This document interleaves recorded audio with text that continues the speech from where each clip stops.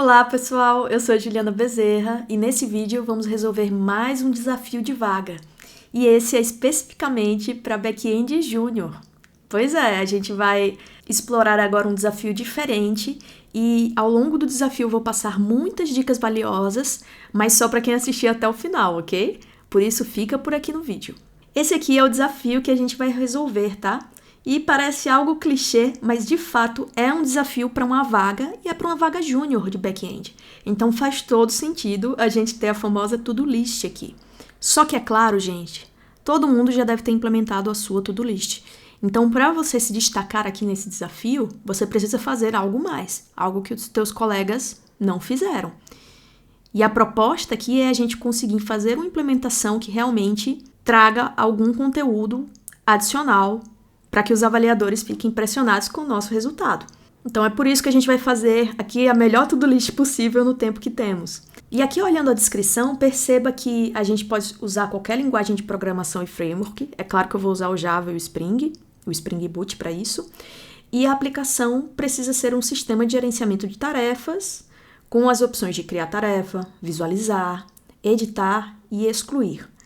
Essa é a descrição dada. A partir daí a gente tira, as nossas conclusões e escolhe como a gente vai projetar o nosso projeto. Como a gente vai implementar o nosso código. E aí tem alguns requisitos também. Eles pedem explicitamente para usar um banco de dados. Não é fazer to-do list em memória, tá certo? Tem que usar um banco. Aqui ele também informa os campos mínimos para essa entidade de tarefa, de to-do, que é o nome, descrição, realizado e prioridade. E informa que a gente vai ter que criar esse CRUD, que é basicamente uma implementação de todas essas funcionalidades que eu listei aqui em cima. E finalmente, aqui no desafio, temos algumas instruções para resolvê-lo. Então veja aqui que ele pede para trabalhar com commits pequenos, documentar como executar essa aplicação, descrever as funcionalidades. Por causa disso, já sabemos que precisamos de um README para o projeto, ok? Então, basicamente, esse é o desafio que a gente vai resolver. E agora a gente vai para o código para implementar a nossa solução. Então, estou aqui na minha IDE. Você pode usar a IDE que você preferir. Tem gente que gosta de IntelliJ. Eu uso, por simplicidade, o VS Code. Ele me atende nas minhas necessidades, tá certo? Por isso, a gente vai começar aqui, então, criando o projeto. Para isso, eu vou usar o comando Shift-Ctrl-P para abrir o menu. A gente vai criar com Spring Initializer um projeto Maven. Vou usar aqui a versão mais atual do Spring Boot estável nesse momento, que é a 3.1.1. Java, vou colocar aqui um pacote. Vou chamar aqui de To-Do List. Desafio, To-Do List. É um jar, Java 17.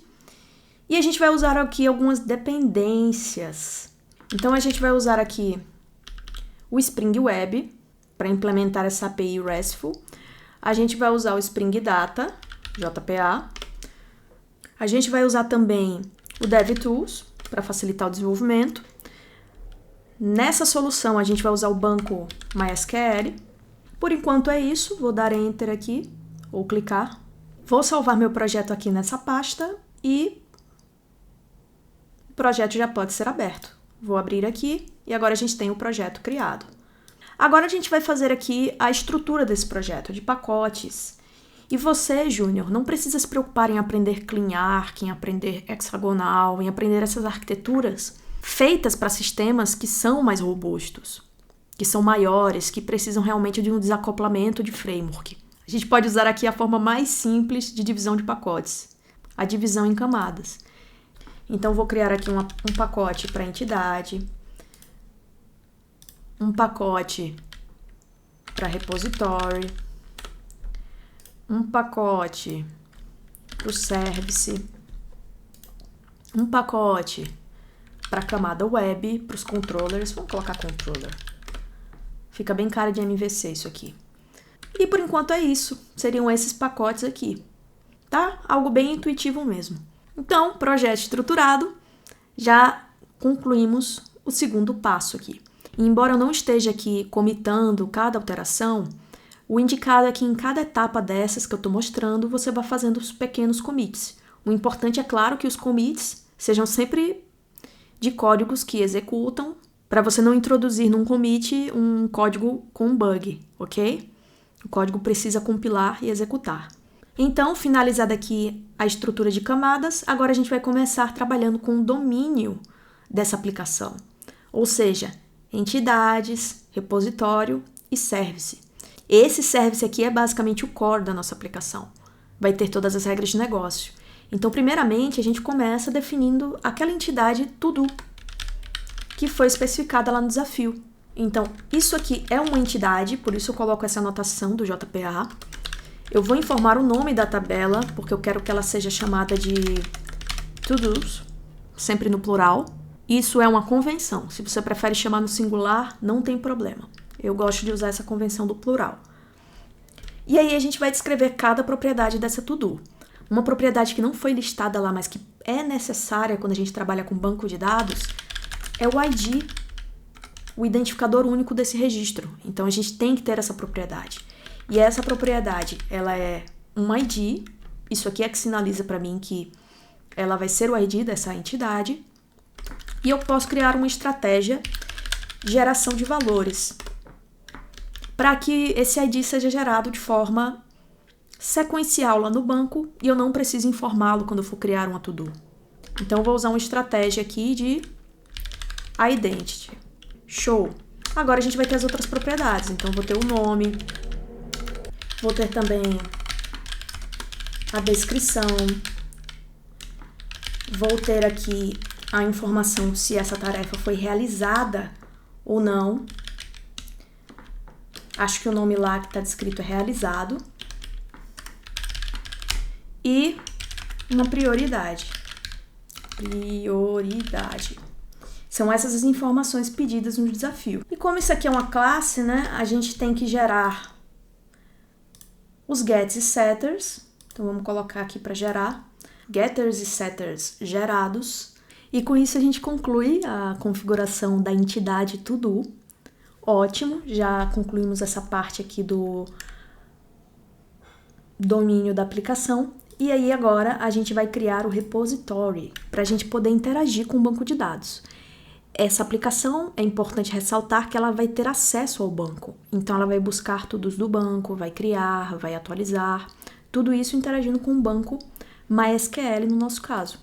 E por causa disso, a gente vai criar aqui uma to-do repository. Os repositórios com o Spring Data, eles sempre são interfaces que estendem uma interface provida pelo próprio Spring. E nesse caso que a gente está usando o JPA, seria a interface JPA JPA Repository, na verdade, esse aqui. E aqui no Generics a gente informa a entidade e o tipo do ID dessa entidade. Então, com isso, a gente já especificou aqui o repositório e ele já está pronto para interagir com o banco. Simples assim. E com o repositório pronto, agora a gente vai criar o serviço que vai ter as regras de negócio. Então, a gente vai criar aqui a to-do service. Esse cara, para ser um serviço no Spring, para ser passível de injeção, a gente anota com @service, essa anotação. E aqui a gente vai colocar todas as operações que a gente vai fazer. E agora entra uma parte importante de desafios e até da sua conduta como profissional de TI, que é pensar aqui de forma crítica. A única especificação que é dada é que essa aplicação vai ser uma API para to-do lists. E se você já usou alguma to-do list, você sabe que normalmente a gente visualiza todas as tarefas lá numa tela só. Então faz sentido aqui, é uma possibilidade, tá? Nesse caso, a gente pode assumir que todas as operações vão retornar sempre a lista completa de to-dos atualizada. Para o front, isso fica muito mais tranquilo, né, de trabalhar, porque ele não tem que fazer uma operação e depois atualizar internamente a lista de to-dos, porque a API já está fazendo isso para ele. Então, é muito interessante a gente, como programador back-end, pensar nas integrações com outros times, né, com outras aplicações, nesse caso, com a aplicação de front-end. Por isso que todas as nossas operações aqui vão retornar uma lista de to-do. Então, eu vou ter o create, eu vou ter, deixa eu colocar público aqui, importar a lista, eu vou ter o create, eu vou ter a listagem de to-dos, eu vou ter também o update e eu vou ter o delete. E para executar todas essas operações no serviço, o que a gente precisa? A gente precisa do repositório que a gente acabou de criar. Então, a gente declara ele aqui.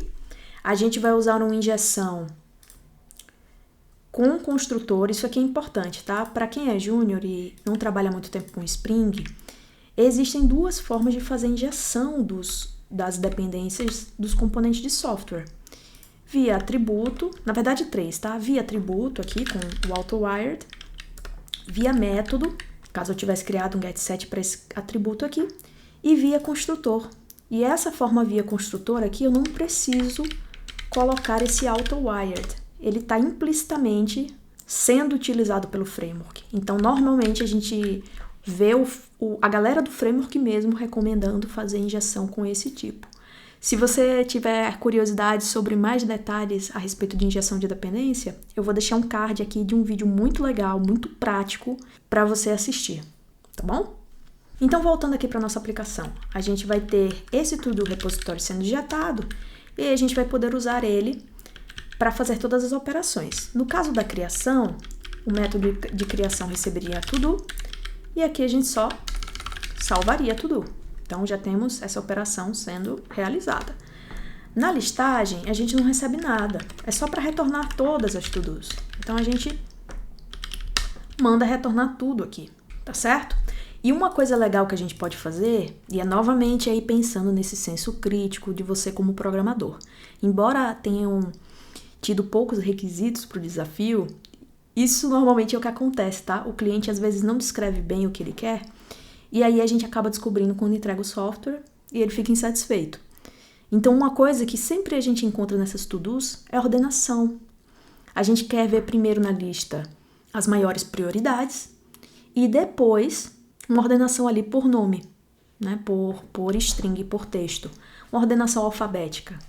Então, para isso, a gente vai usar aqui um recurso de ordenação, tá? Então, a gente vai usar aqui o objeto sort, e aqui a gente pode usar o método by estático para informar que propriedades a gente vai usar para ordenação. Então, aqui, por exemplo, eu quero usar um sort by, e aí eu vou ordenar primeiro por prioridade, e eu quero as maiores prioridades em cima. Então, eu vou ordenar de forma descendente. Depois disso, a gente pode encadear com outra cláusula de ordenação, colocar um end aqui. E aqui dentro do end, a gente colocaria o sort by, e aí colocaria as próximas propriedades. Nesse caso, eu quero o nome da tarefa também sendo considerado. E para ele vai ser uma ordem ascendente. Então, esses carinhas aqui me retornam um objeto do tipo sort, que é um objeto de ordenação. E eu posso passar esse objeto de ordenação aqui para consulta e retornar o resultado encontrado. Então, agora eu tenho uma consulta ordenada primeiro pela prioridade, de forma descendente, maiores prioridades em cima, e depois pelo nome da to-do. Até vou conferir aqui se é nome mesmo. É nome, tá bom. Então, tá tudo certo. Agora, o create aqui, ele tá criando o to-do, mas não tá listando. E por isso que eu quis fazer o list primeiro, porque uma coisa importante aqui dentro da programação é você não se repetir. É o princípio DRY, Don't Repeat Yourself. E por causa disso, a gente não vai fazer aqui a chamada do find all, né, da listagem, montando o objeto sort, não. A gente só precisa chamar um método que já tem essa implementação, que é esse list.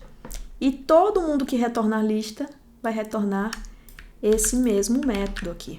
Então, a gente colocaria aqui para todo mundo retornar de forma centralizada essa lógica de listagem ordenada.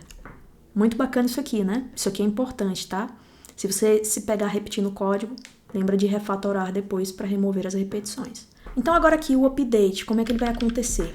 A gente vai receber a to-do que precisa ser atualizada, e aí a gente vai chamar o to-do repository para salvar essa atualização. Só isso. Então, é algo simples. E no delete, mesma coisa. A gente vai chamar aqui o delete, Só que o delete, a gente vai receber apenas o ID da tarefa. A gente não vai receber a tarefa completa, tá certo? Normalmente, quando a gente faz API com deleção, a gente só passa o identificador único daquele recurso que você quer remover. E aí eu uso o método que? Delete by ID. E prontinho, eu já tenho o meu serviço todo implementado, fazendo criação, consulta, atualização e remoção no banco de dados. Com isso, a gente conclui essa parte do domínio. Agora, o próximo passo é a gente fazer aqui a camada web, que é basicamente onde a gente vai interagir com o nosso serviço. Então, a gente vai criar aqui um To-Do Controller. A gente vai usar aqui, um REST Controller. Ele vai atender na rota To-Dos, ok? E aí a gente vai ter todas as operações que a gente listou aqui no service. Então, a gente vai ter um create, que retorna uma lista de to-do. Esse create vai receber a to-do. Vamos importar aqui tudo que precisa ser importado. Show. A gente vai ter também a listagem de to-dos. A gente vai ter o update de to-do. E a gente vai ter a deleção, delete de to-dos. E para executar todas essas operações no controller, a gente só precisa ter um service, to-do service, que foi o que a gente acabou de criar. Por isso que a gente está fazendo nessa ordem, porque é uma ordem intuitiva de trabalhar, tá? Começando lá da entidade do domínio e subindo as camadas. E aí, com essa to-do, a gente faz a injeção que a gente já conhece. Então, vamos lá, injeção via construtor. Legal, fizemos aqui. E aí, a gente usa to-do para retornar to-do service. Retornar o create. A gente usa ela aqui também para retornar a lista de to-dos. A gente usa ela aqui para retornar a atualização de to-dos. Inclusive, esse cara vai receber uma to-do aqui para atualizar. E,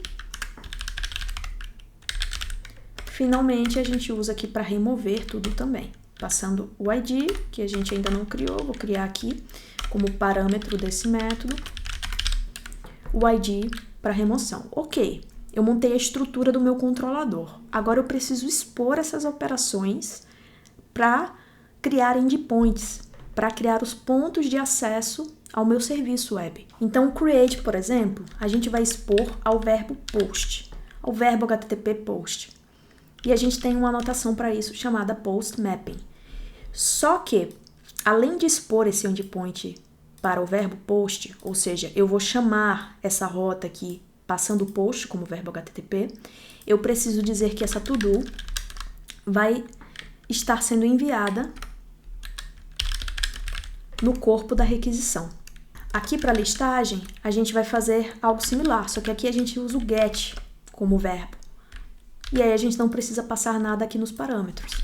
Aqui agora a gente vai usar o put, que é o verbo de atualização. E nesse caso aqui, a gente também vai passar um corpo de requisição, né? A to-do que precisa ser atualizada com os dados de atualização. E finalmente no delete, a gente vai usar esse verbo delete do HTTP. Só que aqui tem um detalhe a mais.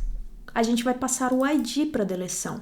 Então, a gente precisa passar um parâmetro aqui na rota.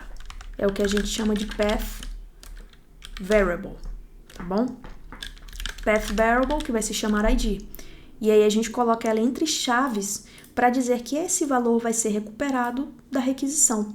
Então, quando eu fizer lá minha requisição delete /todos /1, esse 1 vai ser interpretado como esse parâmetro de caminho, de path, e aí ele vai ser injetado aqui nessa variável. Então, eu vou ter o valor 1 nela e vou conseguir remover a to-do 1, tá certo? E é basicamente isso. Então, a gente já tem aqui o controlador pronto para ser utilizado. Com isso, a gente conclui a configuração do controlador.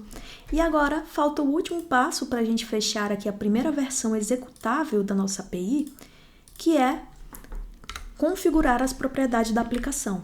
Essa é uma aplicação que vai se conectar a um banco de dados. Então, eu preciso informar a forma de se conectar. Qual é a URL de conexão, usuário e senha para isso, e algumas propriedades do JPA para a gente ter as estruturas de dados criadas automaticamente.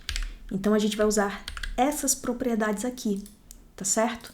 Para a gente poder usar esse banco na nossa aplicação, você vai precisar acessar o seu MySQL. No meu caso, eu tenho uma versão local aqui instalada, com esse usuário e essa senha, essas credenciais. E aqui dentro eu vou usar o comando create database to-do list. E aí eu posso usar o to-do list como meu banco e mostrar aqui que não tem nenhuma tabela no momento criada. E aí a gente tem várias estratégias para criar essas tabelas que representam as entidades da nossa aplicação. Nesse caso é a tabela que vai representar as to-dos. Aqui, por simplicidade, a gente vai fazer essa criação das tabelas automaticamente com o JPA. Então o JPA faz o quê? Ele vai ler essa entidade, observar essas anotações aqui e vai criar as propriedades, os campos, as colunas respectivas no banco de dados. Ele vai fazer o mapeamento, né? É isso que um ORM faz. O ORM, nesse caso, é o Hibernate. É a implementação da especificação JPA que a gente está usando. Então, usando esse valor update, a gente vai ter tudo isso de forma automática. E agora, a gente já pode executar a nossa aplicação. Então, vamos rodar aqui a aplicação. Rodou, nem deu erro, muito bom. Vamos aqui para o terminal e eu vou mostrar aqui que já foi criada a tabela to-do. A gente pode inclusive descrever as suas propriedades. Veja que tudo foi criado nos tipos correspondentes, inclusive o ID como chave primária e auto-incrementável. Então tá lindo, tá perfeito, tá funcionando. Vamos ver na prática agora se fazendo as requisições aqui, isso funciona de fato. Vamos primeiro criar uma tarefa com o HTTP. Eu vou deixar o link dessa ferramenta na descrição aqui do vídeo para vocês, mas é uma ferramenta bem bacana para fazer requisições HTTP de forma simples. Se você gosta do Postman, use o Postman. Também tem outros plugins aqui algumas extensões do VS Code para usar. Eu gosto dessa ferramenta porque eu estou acostumada a fazer com linha de comando, tá? Então aqui o que eu estou fazendo é criando a requisição post, passando essas propriedades. Então eu vou dar Enter aqui. Veja que foi criada e foi retornada a tarefa. Código 200. Então a gente até pode criar mais uma tarefa para brincar aqui, vamos lá. Mais uma tarefinha aqui, ó. Mais uma apareceu, temos duas sendo listadas. Podemos usar também a listagem de to-dos. E olha só, aparecem as duas tarefas. A gente também pode fazer a atualização aqui da to-do 1. Vamos lá. Fiz a atualização, perceba que as propriedades realmente foram trocadas de acordo, tá? Até vou colocar aqui o realizado também para valor true, vamos ver aqui, ó. Realizado igual a true. Vamos ver se ele atualiza. Atualizou tudo, então a atualização também está funcionando. E agora a gente pode remover essa tarefa com esse comando. Então vamos remover a to-do 1 e agora só é listada a to-do 2. Então a gente conseguiu aqui fazer a implementação de uma to-do list rapidamente, com os requisitos que foram dados para o desafio. Agora que a gente concluiu aqui o desenvolvimento do projeto e já testamos e vemos que está tudo funcionando, falta um detalhe super importante que precisa estar presente em todos os seus projetos de portfólio ou nos projetos que você faz para resolver esses desafios de vagas. O que falta são testes automatizados, tá certo?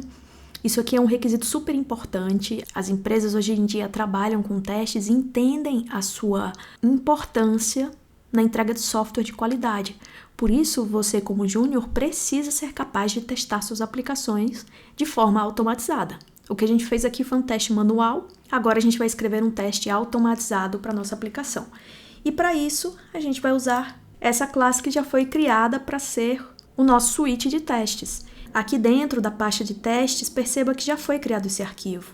Isso já mostra que frameworks como Spring esperam que você sempre implemente testes nas suas aplicações, tá ok?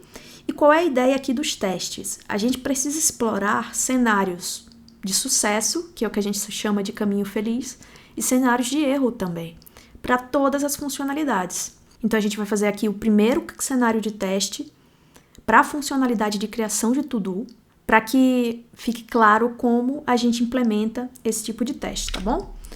Então, vamos lá, vamos começar.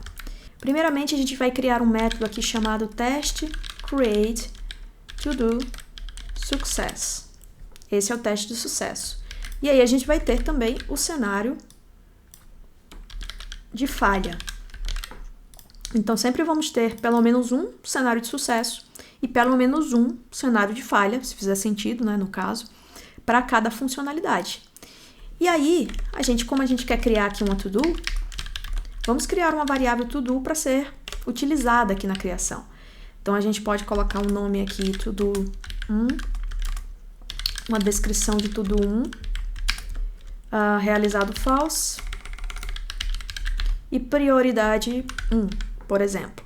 Mas é claro, está dando erro de compilação porque eu não criei um construtor com essas propriedades. Então, a gente vai criar esse construtor na to-do. Vamos ver se está tudo ok. A gente vai ter aqui o nome. Eu até não vou criar assim, tá? Eu vou criar pelo wizard do VS Code, porque aí os nomes já saem corretos. Então, vamos criar aqui um construtor com tudo menos o ID. Vou dar ok, agora sim. E aí a gente tem a to-do criada para o cadastro. E o que falta é chamar aquele endpoint de criação de to-dos. E a gente faz isso com o cliente HTTP. Então, eu vou ter que injetar esse cliente com o AutoWired aqui como atributo dessa classe de testes. E eu vou usar o Web Test Client, que é um cliente de testes reativo. Ou seja, ele não é como o REST template que funciona com uma abordagem síncrona. Esse cara aqui é uma versão assíncrona desse REST template. Por simplicidade, entenda que ele é isso, tá? Só que se a gente tentar importar esse cara aqui, tentar usar na nossa aplicação, a gente precisa também adicionar a dependência do Webflux. Então, adiciono ele aqui. O Webflux foi adicionado aqui, tá? A gente até pode colocar um escopo de teste para ele. Ele só vai ser usado para testes. Volto para cá. E aí, a gente vai fazer a requisição.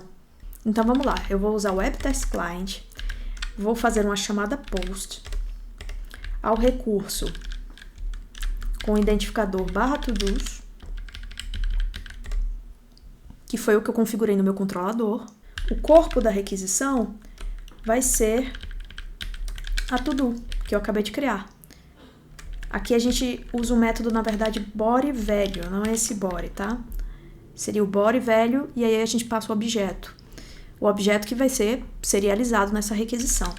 A gente faz a requisição e esperamos um status aqui. Nesse caso, a gente está usando o OK. E a gente espera que a resposta seja um JSON com várias propriedades. Então, esse JSON, para a gente conferir o que vem na resposta, a gente usa o JSON Path.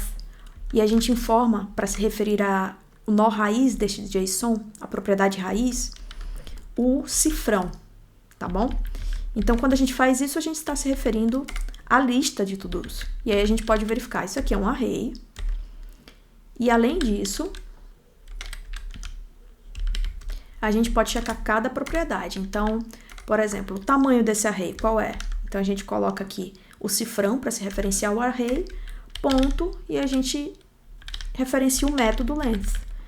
E aqui a gente pode ver se esse tamanho é igual a o valor esperado, que é 1. Como a gente está usando um teste aqui que vai ter um banco vazio, a gente pode considerar que o tamanho é 1. E aí a gente vai fazer agora a verificação de cada propriedade. Então, a gente tem as propriedades nome, descrição, realizado e prioridade, que são a única to-do presente nessa lista de to-dos que está sendo listada. E a gente verifica se as propriedades retornadas foram iguais às propriedades que eu informei aqui, certo? E aí a gente tem um teste de sucesso. Só que Antes de rodar esse teste, a gente precisa informar qual vai ser o banco de dados que a gente vai usar. Se a gente não informar nada, a gente vai usar o nosso MySQL, que é o banco de produção, é o banco da aplicação. Então, uma alternativa aqui é a gente usar o banco H2. Então, a gente pode chegar aqui e adicionar o H2 no projeto. A gente pode também adicionar aqui, dentro de teste, uma pasta Resources e informar um Application Properties exclusivo para testes. E aí a gente pode informar que a URL do banco vai ser a de um banco H2 em memória, para a gente diferenciar do banco que está sendo usado na aplicação, que é o MySQL. Então agora a gente vai usar nos testes o banco H2, tá certo? E aqui, para a gente conseguir rodar essa aplicação num contexto web, para subirmos o serviço web de fato, a gente tem que configurar aqui um Web Environment e informar que essa aplicação vai rodar numa porta aleatória, tá bom? E com isso, a gente já tem a configuração do primeiro teste. E aí a gente pode executá-lo aqui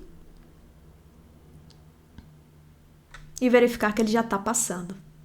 Agora que a gente terminou o cenário de sucesso, a gente pode pensar no cenário de erro. A gente pode fazer a mesma requisição aqui de cima, só que agora a gente pode passar uma to-do que a gente consideraria inválida, que seria uma to-do com nome vazio, com a descrição vazia. As outras propriedades, como são tipos primitivos, elas teriam esses valores nulos, esses valores default, perdão. Mas essas duas propriedades aqui, passadas como vazias, tornam essa to-do inválida. A gente quer que na nossa aplicação toda to-do tenha um nome e uma descrição. Então a gente tem que fazer o teste para garantir que a aplicação está funcionando dessa forma. E aí a gente faz a requisição aqui e podemos esperar um status bad request dessa forma aqui, tá bom? É claro que se a gente rodar agora, o que é que vai acontecer? A gente tem 200, tem um OK, porque a gente nunca disse que esses dados aqui vazios seriam inválidos. Então agora a gente encontrou um erro no teste e a gente corrige na nossa aplicação. Então o que é que eu vou fazer aqui? Eu vou abrir a To-Do Controller e aqui na criação de To-Do a gente tem que dizer que esse objeto precisa ser válido. E para fazer essa validação, a gente usa uma dependência nova chamada Bean Validation. Então, eu vou colocar ela aqui para o projeto, vou adicionar. Como ela foi adicionada aqui embaixo e ela é uma dependência de desenvolvimento, eu vou tirar daqui, que é a parte de testes, e vou colocar ela mais para cima aqui. Aqui embaixo do MySQL. OK. E agora eu posso dizer que essa to-do precisa ser um objeto válido, com essa anotação aqui do Jakarta Validation. Então, vou importar. Eu disse que ele precisa ser validado, esse objeto, mas eu não disse quais as restrições associadas a cada campo. É isso que eu vou fazer agora. Então, existem algumas anotações que eu posso usar para dizer, por exemplo, que o nome não pode ser branco. Posso dizer também que a descrição não pode ser branca. E eu tenho essa anotação para isso.